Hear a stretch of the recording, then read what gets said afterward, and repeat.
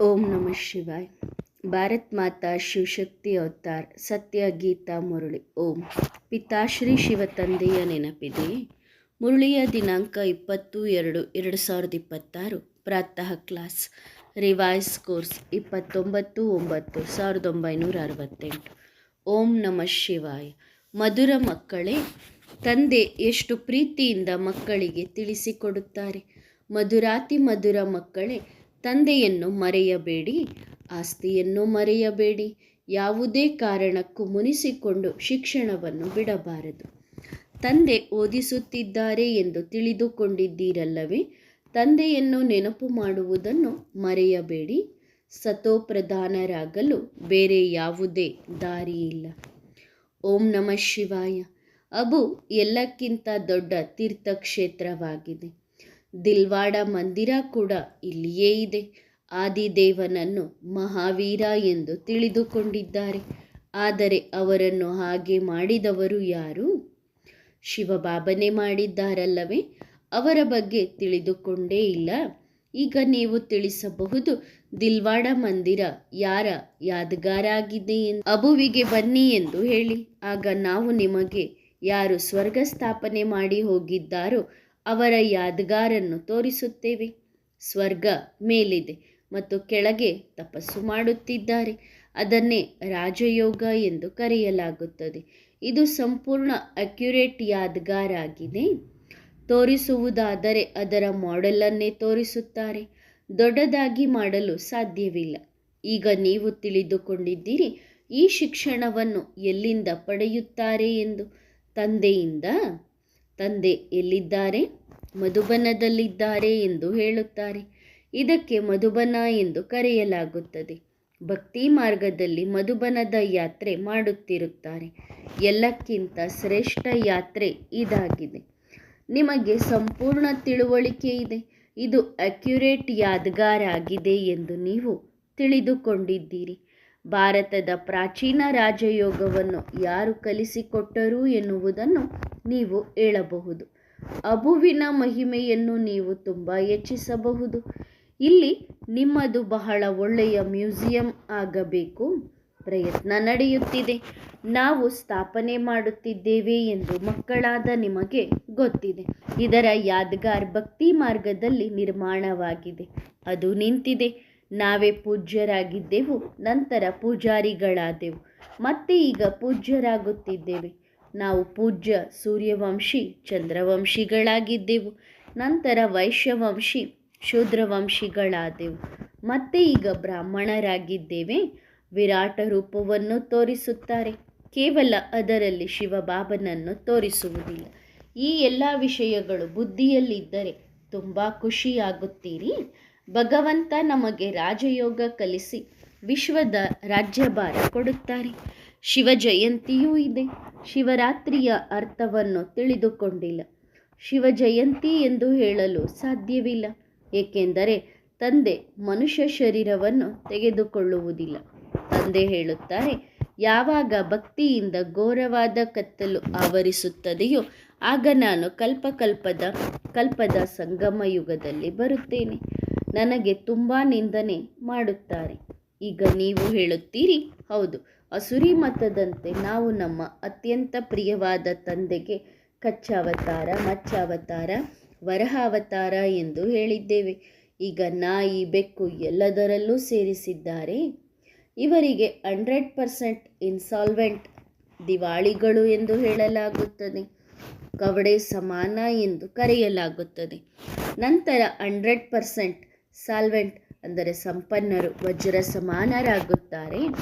ವಜ್ರದಂತಹ ಅಮೂಲ್ಯ ಜೀವನವನ್ನು ಈಗ ನೀವು ಪಡೆಯುತ್ತಿದ್ದೀರಿ. ತಂದೆ ಪ್ರಾಪ್ತಿ ಮಾಡಿಸುತ್ತಿದ್ದಾರೆ. ತಂದೆ ಬರುವುದೇ ಕಲ್ಪಕ್ಕೆ ಒಂದು ಸಾರಿ. ಕಲ್ಪದ ಸಂಗಮ ಯುಗದಲ್ಲಿಯೇ ಬರುತ್ತಾರೆ. ಅಕ್ಷರಗಳಲ್ಲಿ ಎಷ್ಟೊಂದು ತಪ್ಪು ಮಾಡಿದ್ದಾರೆ. ಯುಗದಲ್ಲಿ ಎಂದು ಹೇಳುವ ಮೂಲಕ ಎಷ್ಟೊಂದು ಅವತಾರಗಳನ್ನು ತೋರಿಸಿದ್ದಾರೆ. ನಂತರ ಹೆಚ್ಚಿಸುತ್ತಾ ಕಲ್ಲು ಮಣ್ಣಿನಲ್ಲಿಯೂ ಪರಮಾತ್ಮ ಇದ್ದಾರೆ ಎಂದು ಹೇಳುತ್ತಾರೆ. ಇದಕ್ಕೆ ಭಕ್ತಿ ಮಾರ್ಗ ಎಂದು ಕರೆಯಲಾಗುತ್ತದೆ. ತಂದೆ ಬಂದು ಜ್ಞಾನ ಕೊಡುತ್ತಾರೆ. ಆಗ ಎಲ್ಲರ ಏರುತ್ತಿರುವ ಕಲೆ ಆಗುತ್ತದೆ. ತಂದೆ ಬಂದು ಎಲ್ಲರ ಸದ್ಗತಿ ಮಾಡುತ್ತಾರೆ. ಮಧ್ಯದಲ್ಲಿ ಯಾರ ಸದ್ಗತಿಯೂ ಆಗುವುದಿಲ್ಲ. ಈ ಜ್ಞಾನವನ್ನು ತುಂಬ ಧಾರಣೆ ಮಾಡಲು ಸಾಧ್ಯವಾಗದಿದ್ದರೆ ಒಳ್ಳೆಯದು. ತಮ್ಮನ್ನು ಆತ್ಮ ಎಂದು ತಿಳಿದು ತಂದೆಯನ್ನು ನೆನಪು ಮಾಡಿರಿ. ಆಗ ನೀವು ಪಾವನರಾಗಿ ಪಾವನ ಪ್ರಪಂಚಕ್ಕೆ ಹೋಗುತ್ತೀರಿ. ಭಕ್ತಿ ಮಾರ್ಗದಲ್ಲಿ ಕೃಷ್ಣಪುರಿಗೆ ಹೋಗಲು ಎಷ್ಟೊಂದು ಪರಿಶ್ರಮ ಪಡುತ್ತೀರಿ. ವ್ರತ ನಿಯಮಗಳನ್ನು ಮಾಡುತ್ತೀರಿ. ನಿರ್ಜಲರಾಗಿರುತ್ತೀರಿ. ಎಷ್ಟೊಂದು ತೊಂದರೆಯಲ್ಲಿರುತ್ತೀರಿ. ಇಲ್ಲಿ ತೊಂದರೆಯ ಮಾತೇ ಇಲ್ಲ. ಇದು ಶಿಕ್ಷಣ. ಶಿಕ್ಷಣದಿಂದ ನೀವು ಕಂಸಪುರಿಯಿಂದ ಕೃಷ್ಣಪುರಿಗೆ ಹೋಗುತ್ತೀರಿ. ನಾವು ಈ ರಾಜಯೋಗದ ಶಿಕ್ಷಣದಿಂದ ಹೊಸ ಪ್ರಪಂಚದ ಮಾಲೀಕರಾಗುತ್ತಿದ್ದೇವೆ ಎಂದು ಮಕ್ಕಳಿಗೆ ಈಗ ಗೊತ್ತಿದೆ. ರಾಜಯೋಗವನ್ನು ತಂದೆಯ ವಿನಃ ಬೇರೆ ಯಾರೂ ಕಲಿಸಲು ಸಾಧ್ಯವಿಲ್ಲ. ಶಿಕ್ಷಣದಿಂದ ಎಂದೂ ಯಾರೂ ರಾಜನಾಗುವುದಿಲ್ಲ. ಕೇವಲ ತಂದೆಯೇ ರಾಜರನ್ನಾಗಿ ಮಾಡುತ್ತಾರೆ. ಅವರು ದಾನ ಪುಣ್ಯದಿಂದ ಅಲ್ಪಕಾಲದ ರಾಜ್ಯವನ್ನು ಪಡೆಯುತ್ತಾರೆ. ಇಲ್ಲಿ ತಂದೆ ರಾಜಯೋಗವನ್ನು ಕಲಿಸುತ್ತಾರೆ. ಅದನ್ನು ಬೇರೆ ಯಾರೂ ಕಲಿಸಲು ಸಾಧ್ಯವಿಲ್ಲ. ಅದು ಸಹ ನೀವು ವಿಶ್ವದ ಮಾಲೀಕರಾಗುತ್ತೀರಿ. ವಾಸ್ತವದಲ್ಲಿ ಶಂಕರಾಚಾರ್ಯ ಮುಂತಾದವರು ಗೀತೆಯನ್ನು ಮುಟ್ಟಲು ಸಾಧ್ಯವಿಲ್ಲ. ಏಕೆಂದರೆ ಗೀತೆ ಇರುವುದೇ ಪ್ರವೃತ್ತಿ ಮಾರ್ಗದವರಿಗಾಗಿ. ಅವರು ಇಬ್ಬರಿಗೂ ಪವಿತ್ರತೆಯ ಜ್ಞಾನವನ್ನು ಕೊಡಲು ಸಾಧ್ಯವಿಲ್ಲ. ಗೀತೆ ಅವರ ಧರ್ಮಶಾಸ್ತ್ರವಲ್ಲ, ಇದು ನಿಮ್ಮದೇ ಆಗಿದೆ. ತಂದೆ ಹೇಳುತ್ತಾರೆ, ನಾನು ಬ್ರಾಹ್ಮಣ, ದೇವತಾ, ಕ್ಷತ್ರಿಯ ಧರ್ಮವನ್ನು ಸ್ಥಾಪನೆ ಮಾಡುತ್ತೇನೆ. ನಾನು ಬರುವುದೂ ಸಹ ಭಾರತದಲ್ಲಿಯೇ. ಈ ಭಾರತ ಅವಿನಾಶಿ ಖಂಡವಾಗಿದೆ. ಇದು ಎಂದಿಗೂ ವಿನಾಶವಾಗುವುದಿಲ್ಲ. ಹಬ್ಬುವನ್ನು ಸಹ ಜೋರಾಗಿ ಎತ್ತಿ ಹಿಡಿಯಬೇಕು. ಇದು ಎಲ್ಲಕ್ಕಿಂತ ದೊಡ್ಡ ತೀರ್ಥಕ್ಷೇತ್ರವಾಗಿದೆ. ವಿದೇಶದವರಿಗೂ ಸಹ ತೋರಿಸುತ್ತೇವೆ. ಕೆಳಗೆ ತಪಸ್ಸಿನಲ್ಲಿ ಕುಳಿತಿದ್ದಾರೆ, ಮೇಲೆ ಸ್ವರ್ಗದ ಮಾಲೀಕತನ ಇದೆ. ನೀವು ಚೈತನ್ಯದಲ್ಲಿ ಕುಳಿತಿದ್ದೀರಿ. ನಿಮ್ಮ ಅವ್ಯಕ್ತ ಹೆಸರಿನ ಲಿಸ್ಟ್ ಕೂಡ ಪ್ರಿಂಟ್ ಆಗಬೇಕು. ನಿಮ್ಮ ಹೆಸರನ್ನು ಹೇಗೆ ಬದಲಾಯಿಸಿದರೂ ಇದನ್ನು ಸಹ ತಿಳಿಸಬೇಕು. ಎಷ್ಟೊಂದು ರಮಣೀಕ ಹೆಸರುಗಳನ್ನು ಇಟ್ಟರು. ದೇವತೆಗಳಿಗಿಂತಲೂ ನೀವು ತುಂಬ ರಮಣೀಕವಾಗಿದ್ದೀರಿ. ನಿಮಗೆ ತಂದೆಯೇ ಕುಳಿತು ಓದಿಸುತ್ತಾರೆ. ತಂದೆ ಹೇಳುತ್ತಾರೆ, ನಾನು ದೇವತೆಗಳ ಸೇವೆಯಲ್ಲಿ ಅಲ್ಲ, ಪತಿತರ ಸೇವೆಯಲ್ಲಿ ಬರುತ್ತೇನೆ. ಆಗ ಮಕ್ಕಳಾದ ನಿಮಗೆ ಎಷ್ಟೊಂದು ಖುಷಿ ಇರಬೇಕು. ನಮಗೆ ಜ್ಞಾನಸಾಗರ ತಂದೆಯೇ ಓದಿಸುತ್ತಿದ್ದಾರೆ. ಅವರೂ ಸಹ ಬಿಂದುವಾಗಿದ್ದಾರೆ. ಈ ಶರೀರದಲ್ಲಿ ಪ್ರವೇಶ ಮಾಡುತ್ತಾರೆ. ಅದ್ಭುತ ಅಲ್ಲವೇ? ಎಲ್ಲಕ್ಕಿಂತ ಅದ್ಭುತ ವಸ್ತುವೆಂದರೆ ಆತ್ಮ ಮತ್ತು ಪರಮಾತ್ಮ. ಇದರಲ್ಲಿ ಸಂಪೂರ್ಣ ಪಾತ್ರ ತುಂಬಿಕೊಂಡಿದೆ. ಎಂತಹ ಅದ್ಭುತ ವಿಷಯಗಳಾಗಿವೆ ಇವು, ಯಾರಿಗೂ ಗೊತ್ತಿಲ್ಲ. ಎಷ್ಟೊಂದು ಚಿಕ್ಕ ಆತ್ಮದಲ್ಲಿ ಸಂಪೂರ್ಣ ಪಾತ್ರ ತುಂಬಿಕೊಂಡಿದೆ. ಇದು ಎಂದಿಗೂ ಸವೆಯುವುದಿಲ್ಲ. ಪ್ರಾಕೃತಿಕ ನಿಯಮ ಎಂದೇ ಹೇಳಲಾಗುತ್ತದೆ ಅಷ್ಟೇ. ಒಬ್ಬ ತಂದೆಯೇ ಬಂದು ಈ ವಿಷಯಗಳನ್ನು ತಿಳಿಸಿಕೊಡುತ್ತಾರೆ. ಅವರಿಗಿಂತ ಮೇಲೆ ಯಾರೂ ಇಲ್ಲ. ಅವರ ಪಾತ್ರ ನಿಗದಿಯಾಗಿದೆ. ಅದು ಎಂದಿಗೂ ಮುಗಿಯುವುದಿಲ್ಲ. ಮಕ್ಕಳಾದ ನಿಮಗೆ ತಂದೆ ತಿಳಿಸಿಕೊಡುತ್ತಾರೆ. ಆದ್ದರಿಂದ ಮಕ್ಕಳು ತುಂಬ ಖುಷಿಯಲ್ಲಿರಬೇಕು. ತಂದೆಯನ್ನು ನೆನಪು ಮಾಡಬೇಕು. ಎಲ್ಲರಿಗೂ ದಾರಿ ತೋರಿಸಬೇಕು. ಮಕ್ಕಳಾದ ನೀವು ಕಲ್ಪಕಲ್ಪಕ್ಕೂ ಯಾವ ಪಾತ್ರ ಅಭಿನಯಿಸುತ್ತಾ ಬಂದಿದ್ದೀರೋ ಅದೇ ಮತ್ತೆ ರಿಪೀಟ್ ಆಗುತ್ತಿರುತ್ತದೆ. ಕಲ್ಪಕಲ್ಪವು ಅದೇ ಆಗುತ್ತದೆ. Second by second drama service ಮಾಡಿಸುತ್ತಿರುತ್ತದೆ. ಮನುಷ್ಯರಿಗೆ ಡ್ರಾಮಾದ ಬಗ್ಗೆ ಸ್ವಲ್ಪವೂ ಗೊತ್ತಿಲ್ಲ. ಅವರು ಹೇಳುತ್ತಾರೆ ಪರಮಾತ್ಮ ಸರ್ವಶಕ್ತಿವಂತ ಎಂದು. ತಂದೆ ಹೇಳುತ್ತಾರೆ ಈ ಡ್ರಾಮಾ ಸರ್ವಶಕ್ತಿವಂತವಾಗಿದೆ. ನಾನು ಕೂಡ ಡ್ರಾಮಾದ ಬಂಧನದಲ್ಲಿ ಬಂಧಿಸಲ್ಪಟ್ಟಿದ್ದೇನೆ. ನಾನು ನನ್ನ ಸಮಯಕ್ಕೆ ಸರಿಯಾಗಿ ಬರುತ್ತೇನೆ.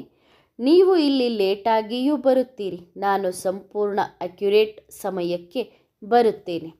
ಮುಳ್ಳುಗಳನ್ನು ಹೂವನ್ನಾಗಿ ಮಾಡಲು, ಅಂದರೆ ನೀವೆಲ್ಲ ಮುಳ್ಳುಗಳಾಗಿದ್ದೀರಿ, ನಮ್ಮನ್ನು ಬಾಬಾ ಹೂಗಳನ್ನಾಗಿ ಮಾಡಲು ಬರುತ್ತಾರೆ. ಅದು ಹೂಗಳ ತೋಟವಾಗಿದೆ, ಇದು ಮುಳ್ಳುಗಳ ಕಾಡಾಗಿದೆ. ಗಾರ್ಡನ್ ಆಫ್ ಅಲ್ಲ, ಫಾರೆಸ್ಟ್ ಆಫ್ ಶೈತಾನ್. ಸತ್ಯಯುಗ ಹೂದೋಟ, ಕಲಿಯುಗ ಮುಳ್ಳುಗಳ ಕಾಡು. ಎಷ್ಟೊಂದು ಮಧುರ ತಂದೆಯಾಗಿದ್ದಾರೆ. ಬಲಿಹಾರಿ ಶಿವಬಾಬರದ್ದು. ಡ್ರಾಮಾ ಅನುಸಾರ ರಥ ಕೂಡ ಜೊತೆಯಲ್ಲಿದೆ. ಇವರೂ ಸಹ ಕಡಿಮೆಯಲ್ಲ. ಪ್ರಜಾಪಿತ ಎಂದ ಮೇಲೆ ಅವಶ್ಯವಾಗಿ ದತ್ತು ಮಕ್ಕಳು ಇರುತ್ತಾರಲ್ಲವೇ? ಇವರು ಗ್ರೇಟ್ ಗ್ರ್ಯಾಂಡ್ ಫಾದರ್ ಆದರು. ಶಿವಬಾಬಾರವರಿಗೆ ಕೇವಲ ತಂದೆ ಎಂದು ಹೇಳಲಾಗುತ್ತದೆ. ಹಾಗಾದರೆ ದೊಡ್ಡವರು ಯಾರಾದರು? ಯಾರಿಗೆ ಕೇವಲ ಫಾದರ್ ಎಂದು ಕರೆಯುತ್ತಾರೋ ಅವರೇ ದೊಡ್ಡವರಾಗುತ್ತಾರೆ. ಯಾರಿಗೆ ಗ್ರೇಟ್ ಗ್ರ್ಯಾಂಡ್ ಫಾದರ್ ಎಂದು ಕರೆಯಲಾಗುತ್ತದೆಯೋ ಅವರನ್ನು ಪೂಜಿಸುವುದಿಲ್ಲ. ಬ್ರಹ್ಮನ ಆತ್ಮ ಮತ್ತೆ ಹೋಗಿ ಏನಾಗುತ್ತದೆ ಎಂದು ಯಾರಿಗೂ ಗೊತ್ತಿಲ್ಲ. ಬಾಬಾ ಸ್ವಯಂ ಹೇಳುತ್ತಾರೆ, ನಾನು ಯಾರಲ್ಲಿ ಪ್ರವೇಶ ಮಾಡುತ್ತೇನೆಯೋ ಅವರು ನಂಬರ್ 1 ಪತಿತರಾಗಿದ್ದಾರೆ, ನಂತರ ನಂಬರ್ 1 ಪಾವನರಾಗುತ್ತಾರೆ. ಗೀತೆಯಲ್ಲಿ ಶ್ರೀಕೃಷ್ಣನ ಹೆಸರನ್ನು ಬರೆದಿದ್ದಾರೆ. ಈಗ ಕೃಷ್ಣನಲ್ಲಿ ತಂದೆ ಪ್ರವೇಶ ಮಾಡುತ್ತಾರೆ. ಕೃಷ್ಣನ ಮೂಲಕ ನಾನು ಗೀತೆ ಹೇಳುವುದಿಲ್ಲ, ನಾನು ಹೊಸ ಪ್ರಪಂಚದಲ್ಲಿ ಬರುವುದೇ ಇಲ್ಲ. ಇಲ್ಲಿ ನೋಡಿ, ಜಾತ್ರೆ ಸಂತೆಗಳು ಹೀಗೆ ನಡೆಯುತ್ತಲೇ ಇರುತ್ತವೆ. ಸಾಧು ಸಂತರ ಸ್ವಲ್ಪ ಸಂಪಾದನೆಯಾಗುತ್ತದೆ. ಸರ್ವಿಸ್ನಲ್ಲಿರುವ ಮಕ್ಕಳು ಇದನ್ನು ಕೇಳುತ್ತಾರೆ. ಅವರು ತಿಳಿದುಕೊಳ್ಳುತ್ತಾರೆ ಏನೇನು ನಡೆಯುತ್ತದೆ ಎಂದು. ಒಂದು ಕಡೆ ಭಕ್ತಿ ಇದೆ, ಇನ್ನೊಂದು ಕಡೆ ಜ್ಞಾನವಿದೆ. ಆ ಸಮಯದಲ್ಲಿ ರಾವಣನ ರಾಜ್ಯದ ಅಂತ್ಯವಾಗಬೇಕಿದೆ. ಹೆಚ್ಚಾಗಿ ಜಾತ್ರೆಗಳಿಗೆ ಮೊದಲು ಯಾವಾಗಲೂ ಇಷ್ಟೊಂದು ಮನುಷ್ಯರು ಹೋಗಿರಲಿಲ್ಲ. ಈಗ ತುಂಬ ವೃದ್ಧಿಯಾಗುತ್ತಲೇ ಇದೆ. ಮಕ್ಕಳು ಎಲ್ಲರೂ ಬಂದಿದ್ದಾರೆ. ಇದು ಸರಿ, ಜ್ಞಾನದಿಂದ ಸದ್ಗತಿ ಸಿಗುತ್ತದೆ ಎಂದು ತಿಳಿದುಕೊಳ್ಳುತ್ತಾರೆ. ಆದರೆ ಸದ್ಗತಿ ಮಾಡುವುದು ಬೇಹದ್ದಿನ ತಂದೆಯ ಕೆಲಸವಾಗಿದೆ. ಸದ್ಗತಿ ಆಗಬೇಕಿರುವುದು ಸಂಗಮ ಯುಗದಲ್ಲಿ. ಯಾವಾಗ ಅವರ ರಾಜ್ಯವಿತ್ತು ಆಗ ಸದ್ಗತಿ ಇತ್ತು. ಈಗ ಭಕ್ತಿ ತುಂಬ ವಿಸ್ತಾರದಲ್ಲಿದೆ ಎಂದು ಬುದ್ಧಿ ಹೇಳುತ್ತದೆ. ಜ್ಞಾನ ಸತ್ಯವಾಗಿದೆ. ಮಕ್ಕಳು ಪರಿಶ್ರಮ ಪಡಬೇಕು. ಪರಿಶ್ರಮದಲ್ಲಿ ಮಾಯೆಯ ಯುದ್ಧವಿದೆ. ತುಂಬ ಬಿರುಗಾಳಿಗಳು ಬರುತ್ತವೆ ಎಂದು ಹೇಳುತ್ತಾರೆ. ಬೇರೆ ಯಾವುದೇ ಸತ್ಸಂಗದಲ್ಲಿ ಕೆಟ್ಟ ಸಂಕಲ್ಪ ವಿಕಲ್ಪಗಳು ಬರುವುದಿಲ್ಲ ಎಂದು ಹೇಳುವುದಿಲ್ಲ. ವಿಕಾರದ ಸಂಕಲ್ಪ ಬಂತು ಮತ್ತು ವಿಕಾರಕ್ಕೆ ಹೊಷರಾದರು. ಅವರನ್ನು ತಡೆಯುವವರು ಯಾರೂ ಇಲ್ಲ. ಕೆಲವೊಮ್ಮೆ ಸನ್ಯಾಸಿಗಳು ಏನಾದರೂ ಹೇಳುತ್ತಾರೆ, ಆದರೆ ಲಾಭದ ಮಾತನ್ನು ಹೇಳುವುದೇ ಇಲ್ಲ. ತಂದೆ ಹೇಳುತ್ತಾರೆ, ಪವಿತ್ರರಾಗಿರಿ, ಅದರಲ್ಲಿಯೇ ತುಂಬ ಸಂಪಾದನೆ ಇದೆ. ತಂದೆ ಕಲ್ಪಕಲ್ಪಕ್ಕೂ ಬರುತ್ತಾರೆ ಎಂದು ಮಕ್ಕಳಿಗೆ ಗೊತ್ತಿದೆ. ಈ ಎಲ್ಲ ವಿಷಯಗಳು ಸತ್ಯವಾಗಿವೆ. ಕೆಟ್ಟ ವಿಷಯ ಯಾವುದೂ ಇಲ್ಲ. ಭಕ್ತಿಯನ್ನಂತೂ ಎಲ್ಲರೂ ತಿಳಿದುಕೊಂಡಿದ್ದಾರೆ. ಎಲ್ಲೆಂದರಲ್ಲಿ ತಲೆಬಾಗುವುದು, ಹಣ ಇಡುವುದು. ಬನಾರಸ್ನಲ್ಲಿ ಒಂದು ಶಿವನ ಮಂದಿರವಿದೆ. ಮತ್ತು ಈಗ ಎಷ್ಟೊಂದು ದೇವತೆಗಳ ಮಂದಿರಗಳಿವೆ. ಯಾವಾಗ ಶಿವಬಾಬಾ ಒಬ್ಬರೇ ಆಗಿದ್ದಾರೆಯೋ ಮತ್ತೆ ರಚನೆಯ ಇಷ್ಟೊಂದು ಚಿತ್ರಗಳನ್ನು ಏಕೆ ಇಟ್ಟಿದ್ದಾರೆ? ಗೊಂದಲವಿದೆಯಲ್ಲವೇ? ತಂದೆಗೆ ತಿಳಿದಿದೆ. ಹಾಗಂತ ತಂದೆ ಜಾನನ್ಹಾರ್ ಎಲ್ಲವನ್ನು ತಿಳಿಸುವವರು ಸರ್ವಜ್ಞ ಅಲ್ಲ. ತಂದೆ ಹೇಳುತ್ತಾರೆ, ನಾನು ಯಾರ ಒಳಗೆ ಏನಿದೆ ಎನ್ನುವುದನ್ನು ತಿಳಿದುಕೊಳ್ಳುವುದಿಲ್ಲ. ಎಷ್ಟೊಂದು ಕೋಟಿಗಟ್ಟಲೆ ಪಾತ್ರಗಳು ಇವೆ. ಪ್ರತಿಯೊಬ್ಬರದನ್ನು ಕುಳಿತು ತಿಳಿದುಕೊಳ್ಳುವುದು ಇದು ಸಾಧ್ಯವಿಲ್ಲ. ಜ್ಞಾನ ಸಾಗರ ಎಂದರೆ ಬಾಬಾ ಎಲ್ಲರ ಮನಸ್ಸನ್ನು ಅರಿಯುತ್ತಾರೆ ಎಂದು ತಿಳಿದುಕೊಳ್ಳುತ್ತಾರೆ. ಬಾಬಾ ಹೇಳುತ್ತಾರೆ, ಎಲ್ಲರೊಳಗೆ ವಿಕಾರಗಳ ಬೆಂಕಿ ಇದೆ ಎಂದು ನನಗೆ ಗೊತ್ತಿದೆ. ಅದಕ್ಕೆ ಪತಿತರಾಗಿದ್ದಾರಲ್ಲವೇ? ಡ್ರಾಮಾ 5000 ವರ್ಷವಾಯಿತು ಎಂದು ಮಕ್ಕಳು ತಿಳಿದುಕೊಂಡಿದ್ದಾರೆ. ದಿನಗಳು, ತಿಂಗಳುಗಳು, ಗಂಟೆ, ನಿಮಿಷಗಳು, ಸೆಕೆಂಡುಗಳು ಕಳೆದವು. ಇವು ಕಳೆಯುತ್ತಾ ಬರುತ್ತಿವೆ. ಪ್ರಪಂಚದವರು ಸತ್ಯಯುಗಕ್ಕೆ ಲಕ್ಷಾಂತರ ವರ್ಷ ಎಂದು ತಿಳಿದುಕೊಂಡಿದ್ದಾರೆ. ಆಗ ತಂದೆ ತಿಳಿಸುತ್ತಾರೆ, ಅವರು ಅಜ್ಞಾನದ ನಿದ್ದೆಯಲ್ಲಿ ಮಲಗಿದ್ದಾರೆ. ತಂದೆ ಬಂದು ಎಚ್ಚರಿಸುತ್ತಾರೆ, ಜ್ಞಾನ ಮತ್ತು ಅಜ್ಞಾನದ ಆಟ ಮಕ್ಕಳ ಬುದ್ಧಿಯಲ್ಲಿದೆ. ಮೊದಲು ಗೊತ್ತಿರಲಿಲ್ಲ. ನಿವೃತ್ತಿ ಮಾರ್ಗದವರು ಯಜ್ಞ, ಯಾಗಾದಿ, ತಪಸ್ಸು, ಪುಣ್ಯ ಮುಂತಾದವುಗಳನ್ನು ಮಾಡಬಾರದು ಎಂದು ತಂದೆ ಎಚ್ಚರಿಕೆ ಕೊಡುತ್ತಾರೆ. ಜ್ಞಾನ ನಿಮಗೆ ಸಿಗುತ್ತದೆ. ಭಕ್ತಿಯನ್ನು ನೀವೇ ಮಾಡಬೇಕು. ಅವರಿಗೆ ಜ್ಞಾನವೂ ಸಿಗುವುದಿಲ್ಲ, ಭಕ್ತಿಯನ್ನು ಮಾಡಬೇಕಿಲ್ಲ. ನಾವು ಪರಮಾತ್ಮನಲ್ಲಿ ಲೀನವಾಗುತ್ತೇವೆ ಎಂದು ಅವರು ಹೇಳುತ್ತಾರೆ.